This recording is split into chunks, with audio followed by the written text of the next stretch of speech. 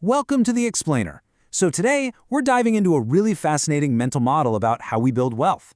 But more importantly, we're going to look at why we so often absolutely sabotage our own financial success. We're going to see how a magnificent, yet admittedly kind of boring, financial innovation can completely crush the allure of get-rich-quick schemes. It's a journey through human psychology, a little bit of history, and the simple, undeniable math of compounding that can quite literally buy your freedom. Let's kick things off with the Solomon paradox. You know the story of King Solomon, right? He was famous for giving incredibly wise advice to everyone else, yet he made a complete and total mess of his own personal life. Well, in investing, this happens all the time. We absolutely know we shouldn't chase get-rich-quick schemes concocted by charlatans. I mean, we tell our best friend to run far away from that highly risky speculative stock, yet our human hubris often makes us completely ignore our own best advice when it's our money on the line. We somehow think we're the exception to the rule.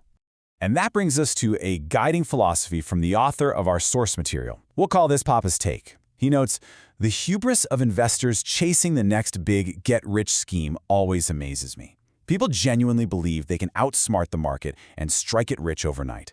But here's the twist on the Solomon paradox. By ignoring index funds, which are arguably the greatest financial innovation ever created for the average person, investors are completely overlooking their best tool. They ignore this magnificent wealth-generating machine sitting right in front of them, all in favor of dubious, high-stress gambles. To really picture this, let's contrast your typical active trader with Colonel Debs. That's Papa's spouse. The active trader is basically a casino gambler trapped on this exhausting, frantic treadmill. Sure, they might hit a hot streak and pull off a win for a short burst, but it requires constant screen watching, incredibly high stress, and just endless tinkering. Then, on the other side, you have Colonel Debs. Like a lot of us, she's juggling a super busy family life and a full-time job. She literally does not have the hours in the day to watch the markets, so she just puts her investments on a low-stress autopilot using index funds. And over the long haul, this steady, reliable method doesn't just match the frantic gambler, it almost always comes out way ahead. Act 1. The context and generational wisdom. So what actually is this foundational tool we keep talking about? Well, it's the index fund.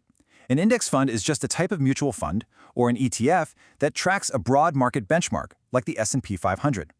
Instead of hiring some expensive manager to constantly pick individual stocks, trying to magically beat the market, an index fund just buys the entire market proportionally.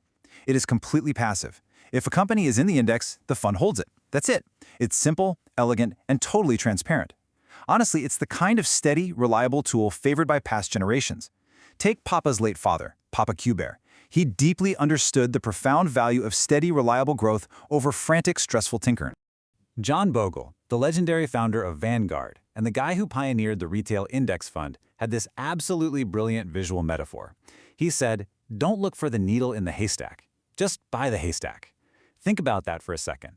Think about how much time, energy, and money is wasted trying to find that one rare winning stock, the needle.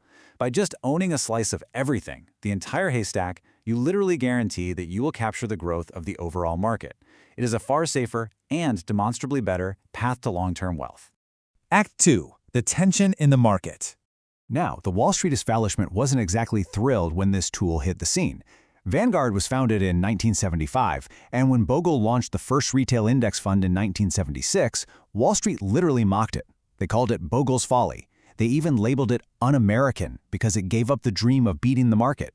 And yeah, that initial fund was a total commercial failure, raising a measly $11 million. But the math was undeniable. By 1999, Vanguard's index assets hit $100 billion, jumped to 2023, and passive index funds had grown to account for roughly half of all U.S. fund assets.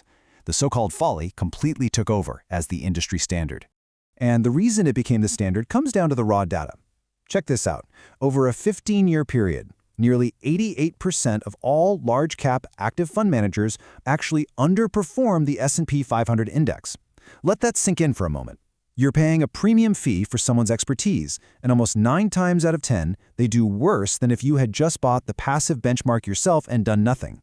Active managers simply cannot reliably outguess the market over the long term. When you put them side by side, the choice is pretty obvious. Active managers charge massive fees, often 1% or more, just to cover their research analysts and all their frantic trading. And all that trading, it generates huge tax liabilities and, as we just saw, frequent underperformance. Index funds, though, keep costs incredibly low. Because they're just passively tracking a rules-based index, their fees can drop to as low as 0.04%.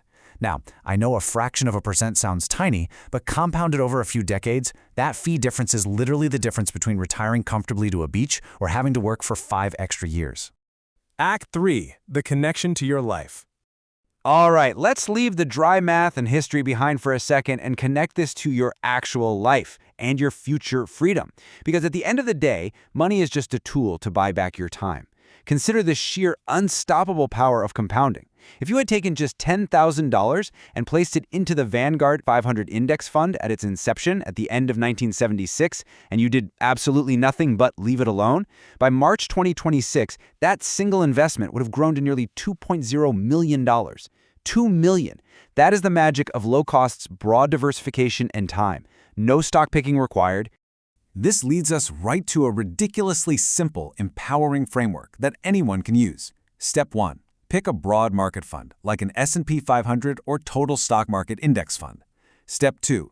Set it up to automatically invest a portion of your income every single month. Step 3. Step away. Seriously, go live your life. Go spend time with your family, just like Colonel Debs does. There is no constant tinkering required here. You're putting your wealth generation on a magnificent autopilot. So, to pull all of this together, here is the steady wealth path that indexing offers. You get broad diversification. If one company fails, your portfolio barely even blinks. You pay rock-bottom fees, keeping your own money in your own pocket. You get incredible tax efficiency because of the low turnover. It requires minimal maintenance, which actually protects you from your own emotional urge to panic sell. And best of all, you harness the awesome power of long-term compounding. This is, without a doubt, your ultimate defense against the Solomon paradox. As we wrap up this explainer, I want to leave you with one final Papa-inspired closing thought. Just let time and the market do the heavy lifting. You don't need to be the smartest, most clever person in the room to build generational wealth. You just need to be the most patient. By utilizing index funds, you are letting the massive collective growth of the entire global economy work for you, silently, right there in the background. So here is the question I want you to reflect on today. Are you still falling for the Solomon paradox, trying to outsmart the casino with the latest get-rich-quick scheme? Or are you ready to embrace the boring, brilliant math of index funds and buy your time and freedom on autopilot? The choice is completely yours. Thank you so much for joining me on this explainer, and hey, here's to your future wealth.